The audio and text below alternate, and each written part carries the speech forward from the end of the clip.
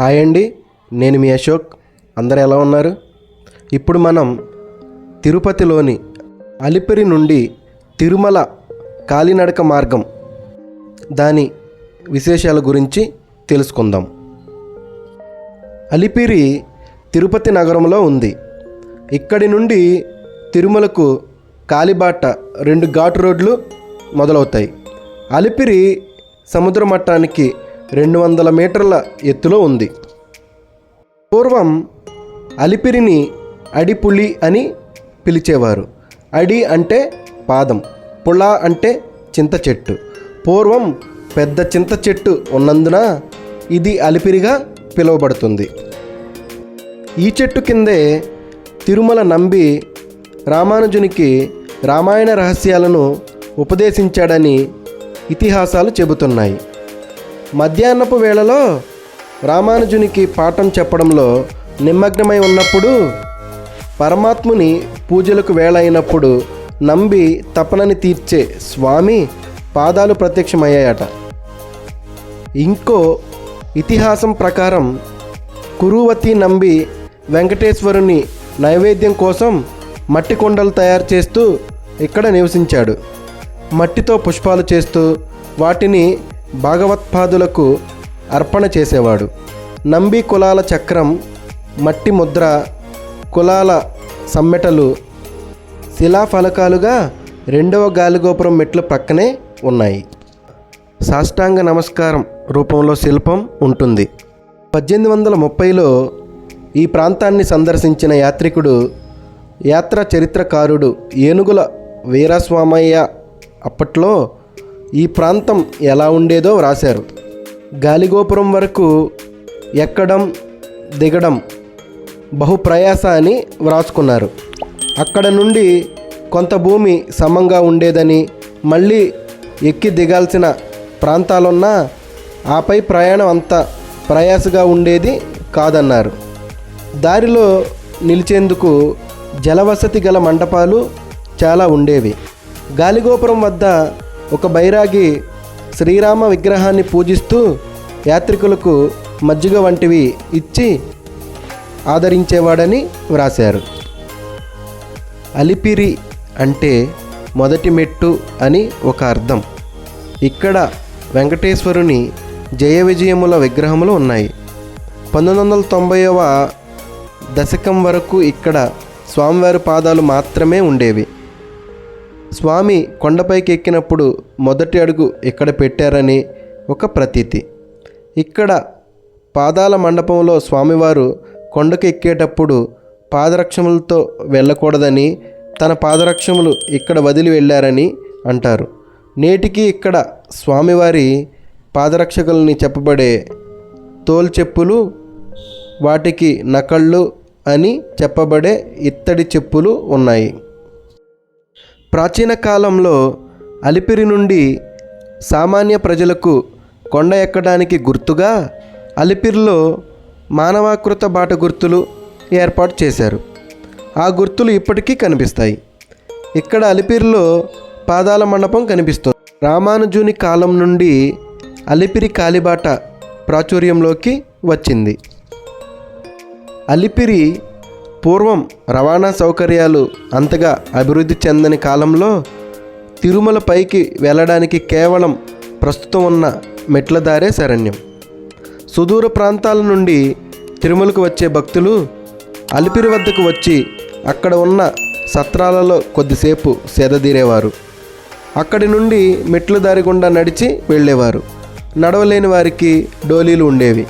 వాటిని మనుషులు మోసేవారు.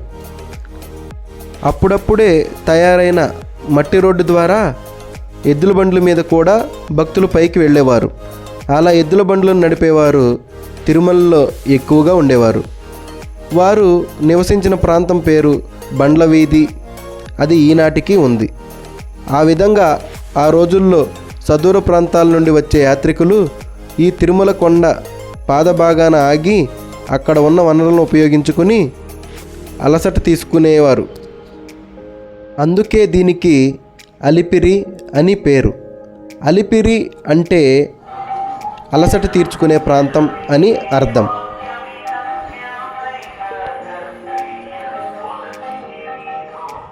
మనం చూస్తున్నది గాలి గోపురం. ఈ కొండ కొన భాగాన ఉన్న ఒక గోపురానికి విద్యుత్ దీపాలతో తిరునామం అలంకారంలో నిర్మించారు. అది రాత్రుల యందు చాలా దూరం వరకు కనిపిస్తుంది. తిరుపతికి ఇదొక అలంకారం.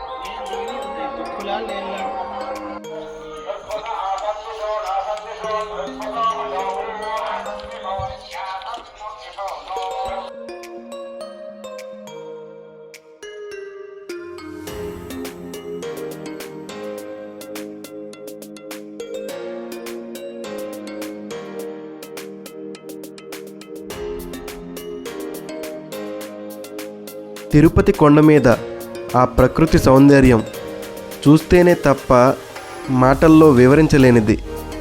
ఎంత అద్భుతంగా ఉంటుందంటే అది చూసిన వాళ్ళకే తెలుసు. ఒక్కసారైనా చూడండి, చాలా అంటే చాలా బాగుంటుంది.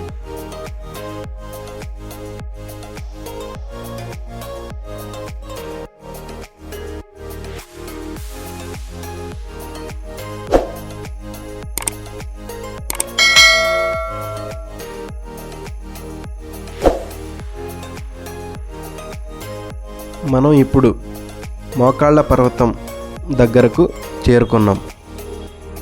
ఇక్కడ నుండి మోకాళ్ళ పర్వతం మెట్లు స్టార్ట్.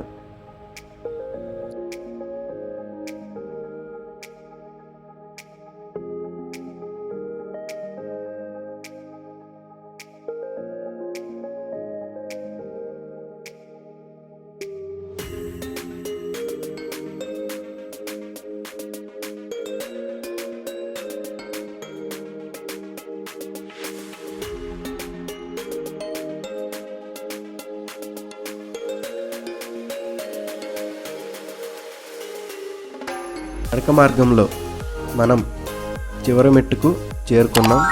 ఇప్పటివరకు మన ఛానల్ని సబ్స్క్రైబ్ చేయని వాళ్ళు ఎవరన్నా ఉంటే ప్లీజ్ సబ్స్క్రైబ్ చేసి ఒక చిన్న లైక్తో మమ్మల్ని ఆదరించవలసిందిగా కోరుచున్నాం.